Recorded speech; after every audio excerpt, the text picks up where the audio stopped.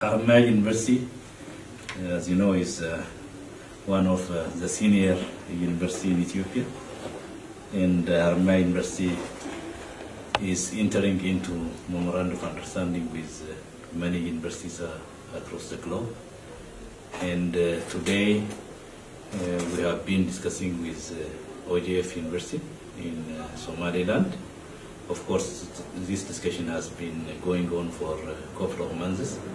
And today we have concluded our agreement between OGF and Haramaia University to offer a quality education to the citizens of Somaliland.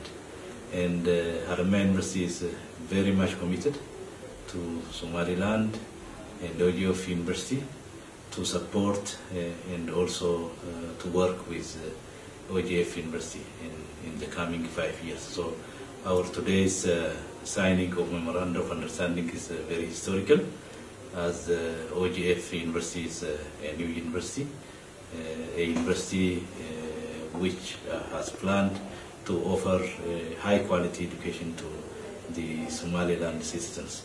So we are, as I said, very much committed, and we support each other, and we will try to provide quality education to the citizens of the Somaliland. And I would like to thank the OGF University to use Haramaia University as a partner, and we will show our commitment through this partner to the citizen, and particularly to OGF University.